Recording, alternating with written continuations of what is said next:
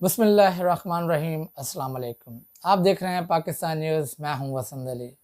नाज़रीन, उम्मीद करता हूं आप खैरियत से होंगे। तीन खबरें हैं जो आपके साथ शेयर करूंगा। सबसे पहले आपको बताना चाहूँगा कि प्लांटेड retired major major Khurram Rokhri, उनके बारे में बताऊंगा कि किस तरह प्लांट हुआ और इनकी क्या हकीकत है। दूसरी बड़ी अहम और दर्दनाक, जिसमें अरशद शरीफ की दो रिपोर्ट्स आई हैं, एक तो कीनिया से और दूसरी जो है पाकिस्तान की रिपोर्ट जो शाया करवाई गई, मैं तो ये कहूँगा। और तीसरी, जो हमारे प्राइम मिनिस्टर हैं और डेली मेल को उसने एक केस परसू किया था, उसके जो अमल नामे हैं वो आना शुरू हो गए हैं।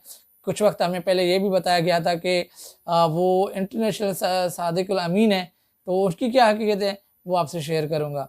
तो नाज़रीन, सबसे पहले मैं आपको बताना चाहूँगा कि पाकिस्तान तहरीक इंसाफ के जो रुकन हैं रिटायर्ड मेजर खुरम रोकड़ी, ये कौन है? ये पाकिस्तान तहरीक इंसाफ के जो रुकन हैं, और पहले तो उसको कोई जानता नहीं था, और कल ही परसों तक इनको जो है एक चैनल के थ्रू जो है उनको लॉन्च किया गया, और एक सहाफ़ी के थ्रू जो दुनिया में लोग लॉन्च किया गया, और एक इंटरव्यू करवाया गया शो के दौरान। और सिर्फ सवालात वही थे, कोई ऐसी बात नहीं थी कि एक फैसल नसीर से जो है इमरान खान के कहने पे मैंने कितनी मुलाकातें की। अब नाज़रीन, देखने वाली बात यह है कि इसको लॉन्च क्यों किया गया। इससे पहले भी आपने देखा होगा कि जो भी लोग इमरान खान की इस पॉपुलैरिटी को डैमेज करने की जिसने भी कोशिश की, वो खुद डैमेज हो गया। सबसे बड़ी मिसाल फैसल वावडा थे, जो इमरान खान साहब के बहुत ही करीब थे, और उसको जो है लॉन्च करने के बाद जब आज वो आपको कहीं नज़र भी नहीं आएंगे। वही दो चैनल के अलावा उसको कोई इंटरव्यू लेता नहीं है। एक जो है समा है और दूसरा जियो, जो दोनों एंटी हैं इमरान खान के। अब नाजरीन, समझने वाली बात आपको बताना चाहूँगा कि इस टाइम पाकिस्तान में जो हो क्या रहा है। अब जो कहते थे ना कि जो इतने बड़े एक्सपीरियंस लोग हैं सियासत के अंदर, ये अनाड़ी है। अब वो चीज़ अनाड़ी को समझ आ गई है, उन जो मोस्ट एक्सपीरियंस जो हैं लोग, उनको समझ नहीं आई। कैसे? सबसे पहले आपको बताना चाहूँगा कि ये जो लोटा क्रेसी है ना, लोटा क्रेसी क्यों हमारे मुल्क में जो है ना स्ट्रॉन्ग थी, उसका वो लोग क्यों मजबूत होते थे? वो लोग इसलिए मजबूत होते थे कि वो लोग एस्टेब्लिशमेंट के लोग होते थे। जब भी कोई हुकूमत बनाई जाती थी, चाहे पीपल्स पार्टी की हो, चाहे नून लीग की हो, दोनों की हुकूमत हमेशा कमज़ोर बनाई जाती थी। लोग तोड़ फोड़ कर वो लेकर आते थे, वही लोग जो है वो एस्टेब्लिशमेंट के होते थे। जब भी कोई काम करवाना होता था, हुकूमत से उसको ब्लैकमेल किया जाता था, जिस तरह इमरान खान को ब्लैकमेल किया गया। अब इस सिनेरियो के अंदर जब रिजीम चेंज के बाद हुआ क्या है, रिजीम चेंज के बाद वो तमाम तर लोटा क्रेसी जो एस्टेब्लिशमेंट के लोग हैं वो दूर हो गए, और जो पाकिस्तान तहरीक के साथ जो नज़रिए के साथ लोग खड़े हुए हैं, वो इमरान खान के आज भी शाना बशाना खड़े हुए हैं।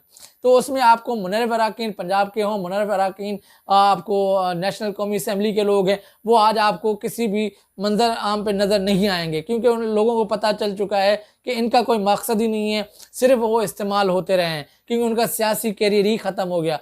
उसके बाद लॉन्च किया गया फैसल वावडा को, इतनी बड़ी प्रेस कॉन्फ्रेंस करवाई गई और लोगों को डराया गया। उसके बाद भी लोग जो है इमरान खान के साथ खड़े रहे, और गोलियां खाने के तक भी लोग जो है उससे के साथ डटे रहे हैं और उनके साथ शाना बशाना खड़े हुए हैं। असल वजह क्या है? ये इस गुलामी से और इससे इन लोगों से जो 70 साल से हमें ये कह रहे थे, चाहे इस्टेब्लिशमेंट की दौर हो या इन डेमोक्रेसी का दौर हो, हमें हमेशा चूरन ही इन लोगों ने बेचा है। कोई मुल्क की खातिर ख्वाह कोई खिदमत किसी ने नहीं की, वो तो नज़र बिल्कुल आ रहा है। तो लोग अभी थक चुके हैं, लोग इन लोगों को सुन सुन के अब थक चुके हैं। अब एक अमली जो है ना चेंजिंग देखना चाह रहे हैं, जो उनको उम्मीद इमरान खान से है। आप खुद देखेंगे जिस लॉन्ग मार्च के साथ इमरान खान साहब निकल रहे थे, अब वो लोग उनके साथ खड़े रहे, शाना बशाना खड़े रहे। गोलियां लगने के बाद भी आज अगर आप दोबारा तहरीक इंसाफ ने ये जो शुरू किया है लॉन्ग मार्च, फिर भी लोग निकल रहे हैं। अब जो खौफ है ना, डर का खौफ, वो टूट चुका है। वो आज़ादी चाहते हैं। जिस तरह के इस टाइम हालात बन चुके हैं पाकिस्तान के अंदर, लोग थक चुके हैं इनकी बातें सुन सुन के, अब एक नई आज़ादी की तरफ जा रहे हैं। तो इसी वजह से इसको लॉन्च किया गया ताकि इमरान खान की पॉपुलरिटी को डैमेज किया जाए, मगर ये शख्स खुद डैमेज हो जाएगा। जिसमें तहरीक इंसाफ के जो हैं और शहबाज गिल ने कहा कि ये कौन है, कब ये आया, जिसमें तहरीक इंसाफ के जो हैं फवाद चौधरी ने भी ट्वीट किया कि ये कौन है, हम इसको जानते नहीं हैं। ज़ाहिर बात है वो इतना एक्टिव जो वर्कर वो नहीं था, मेंबर जिसको इतना लोग पहचाने। हम भी अभी जो 2 दिन से पहले हम इसको जानते भी तक नहीं थे, कोई भी जो है ना पब्लिक नहीं जानती थी। आज 2 चैनल के थ्रू उसको जो है लॉन्च किया गया और लोग थोड़ा सा बहुत उनको देखेंगे। उसके बाद 3 दिन के बाद क्या होगा, ये खुद जो है ऑफ एयर हो जाएगा और ये नज़र भी आपको नहीं आएगा। जिसमें पाकिस्तान तहरीक इंसाफ ने उसको शोकास नोटिस भी दे दिया, क्योंकि जब आप पाकिस्तान पार्टी के बयानी के साथ नहीं चलते, विदाउट ऐसी कोई भी उसके आप अगर बयान देते हैं तो वो उसके डायरेक्ट आप दे सकते हैं, तो उसको शोकास नोटिस दे के उसकी पार्टी से रुकनीत ख़त्म कर दी गई। तो सवालात तो यही बनते हैं। बिल्कुल उन लोगों ने का मकसद सिर्फ ये था कि हम इसको नहीं जानते, क्योंकि हमने भी किसी इसको कभी इनको नहीं जान पहचाना। ये एस्टेब्लिशमेंट लोग हैं और इसकी आप कहानी सुनेंगे तो कहानियाँ बताने के काबिल भी नहीं है कि जिस तरह इसको फौज से इसको जैसा निकाला गया वो बताने के काबिल भी नहीं है। तो ये इनका चैप्टर अब क्लोज़ होगा। और दूसरी बड़ी अहम बात जो है अरशद शरीफ साहब की है। अब पाकिस्तान के अंदर एक उनकी वालदा एप्लीकेशन दे चुकी हैं कि जो अरशद साहब की जो है पोस्टमार्टम रिपोर्ट है वो हमें दी जाए और हमारी इजाज़त के बगैर कोई पब्लिक ना की जाए।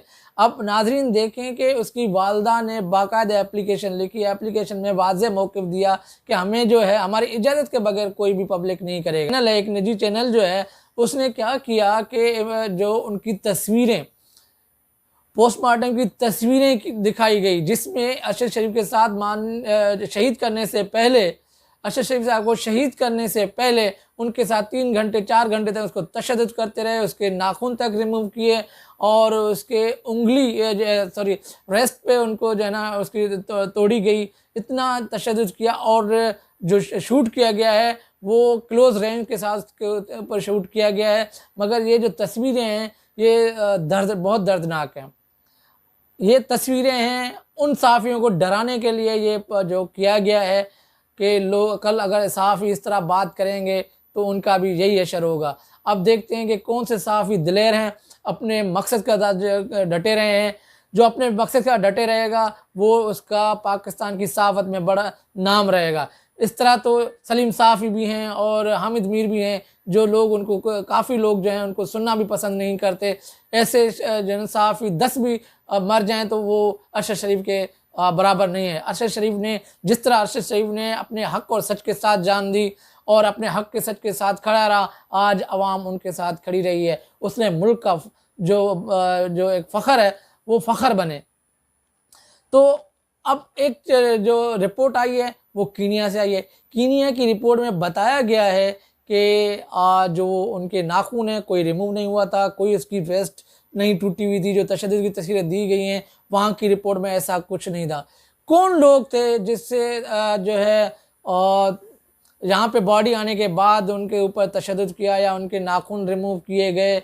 ये कौन लोग हैं? ये कौन ऐसे लोग हैं जो है अपनी अना के खातिर अपने अरशद शरीफ को डेड बॉडी के ऊपर भी उनके साथ जो है ये जुल्म किया गया बकौल मुख्तलिफ सहाफ़ियों के कि ये पाकिस्तान में हुआ है और पाकिस्तान के किन लोगों ने ये किया गया। जिसमें ये बताया जा रहा था जब ये डेड बॉडी आने वाली थी तो उस टाइम खाली एम्बुलेंस भगाए जा रहे थे, कहीं इधर से उधर लोग पीछे जा रहे हैं, तो ये जो डेड बॉडी है वो कौन सी जगह पर है।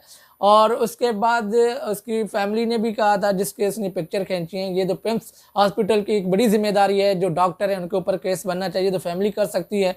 तो उनकी जो पोस्टमार्टम रिपोर्ट है और तस्वीरें किसने खींची और किसने शाया की और एक चैनल को दी गई, एक चैनल ने उसको जो है ऑन एयर जो है ना शाया कर दी। एक बड़ी दर्दनाक और बड़ी जो है ना खुफिया जो चीज़ है जो अरशद साहब के साथ हुई। और शहीद हमेशा जिंदा होता है, जो आज भी शहीद जो है उनके हर चैनल पे बात हो रही है। हालांकि 15 दिन गुजर चुके हैं, 18 दिन गुजर चुके हैं, आज भी लोगों के दिलों में बसता है, क्योंकि जब आप हक और सच के साथ खड़े रहते हैं तो दुनिया आपकी इज़्ज़त करती है।